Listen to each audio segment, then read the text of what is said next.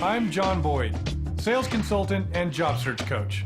I've spent the last 20 years helping CEOs, salespeople, job seekers, and freelancers sell their products and services more effectively. Whether you're a business owner, sales pro, job seeker, or freelancer, I can help you. Learn how to make real connections with buyers and hiring managers to build trust and stand out. Learn how to eliminate worry and confidently attract buyers with your market value. So number one, if they say no, don't worry about it, because a no is refreshing. Don't you love to hear no sometimes? Don't you just love to get off the hook? And we think, I know that I have to be sincere to be a leader, but when I see other people doing studies about it and I hear that being reinforced, then it makes me want to internalize that and actually try that. Because doesn't it seem like we have to hear things over and over and over again to actually try them out? Because it has to be credible, it has to be believable, we have to actually internalize it. I said, okay, how about this? How about if you pitch 10 strikes in a row, we can go home before the 100 pitches. It's either 10 strikes or 100 pitches. And he got a smile on his face because he kind of liked competition, and he said, yeah, okay, I'll do that. So he started pitching, but he still wasn't getting very good, and then about 53 or 54 pitches into it, he pitched 3 or 4 strikes in a row, and then he hit a ball. And then a little bit more into it, he pitched 2, 3, 4, 5, 8, 9, 10 strikes. And we were at about 60 pitches at that point. And he was really excited about that. And he came up to me, up to the batter's plate, and I thought for sure he was going to say, okay, let's go home now. And I said, should we go? And he said, no way, man. I want to pitch some more now. So we went back out there and we pitched quite a bit more. Why did he want to do that? Because, what's that? Because he was winning and because he got some reinforcement that if he actually does it, that it's going to work out. And my son, he was 8, Nicholas, he looked at me and he said, hey, Dad, what's a hypocrite anyway? And I said, it's when you tell somebody to do something or to not do something, but you do the opposite. So if you tell somebody not to do something and you do it anyway, that's a hypocrite. And I just kind of said that as an afterthought, thought he would just kind of go outside. So then he looked at me and he thought for a minute and he said, oh, so you're a hypocrite.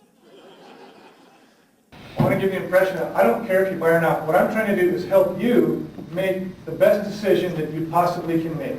I'm here for you to help you do your due diligence so you can make an optimal decision. And if you do that, that is going to really go a long way in building rapport.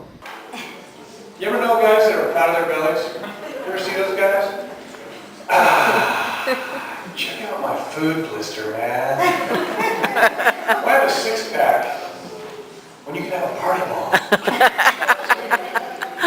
Actually, a lot of positives to having a big belly, a strong belly. One of them is you can scratch it when you're trying to make tough decisions in life. Ding-dongs or Twinkies today? And I found out soon after that I was the company high shooter. I had shot the best out of 600 Marines. And the only thing that I can say, and by the way, I've never done anything that cool since then, okay? That's my one claim to fame. So the only thing that I can think of that I can attribute that success to is that my grandpa knew I could do it. And I think that I thought that because he spent that time with me. How can we spend time with those that we're trying to influence? Come on, Camden, catch this, because this would have made it so that we could get up to bat again. And it was going out there, and you just saw him out there, and he was looking at it, and his arm went up like a robot, kind of like that, and it was coming, and that ball landed right in his glove. And he caught it. He didn't have to move an inch. All he had to do was watch that ball and put his glove up and close his glove. And he caught it. And I was jumping up and down. The coaches were jumping up and down. The whole team ran out of the dugout and started running out there towards Camden to congratulate him. And he got scared and ran the other way.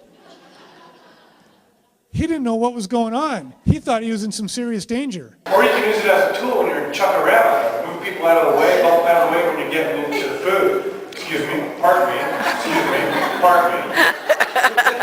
Or you can use it as a punching bag for your kids, because no matter how old a guy gets, you think you can withstand any blow from your kids. I did this last week with my 6-year-old daughter. Go ahead, honey, really, no problem. Just punch me in the gut as hard as you can. That's all you got. You're a wussy. What he advocates is face the brutal facts, but don't give up your hope in the end result. Let's have a human connection here. So I sat down and I started asking them a lot about their situation. And it was about an hour of layering questions only about their need. That's all we did, is we did about an hour. Now what I did is I interjected some validation. Oh yeah, I've been there before, I know how you feel. I interjected some testimonial. I did this for this guy, this for this guy, and this for this guy. Add credibility. Oh, and by the way, I can add a little value here, here, and here. But 95% of the interview was asking need questions and layering down, layering down, layering down, layering down. Okay? Somehow Lance pulled off a miracle, and he tracked him down and gave me the number of the counselor. I called her yesterday, and I talked to her. Was it you? It was you? Oh, okay. See? Tall, dark, and handsome. I told you. I told you. So long story short, 6 months later, I got the deal, and the guy made a point of telling me, we went with you, not because of you, but because of your product. So, and I was totally okay with that. Basically, I teach you how to sell yourself and grow your business. Learn how to do this with my book, The Illustrated Guide to Selling You. It's the perfect guide for a successful career.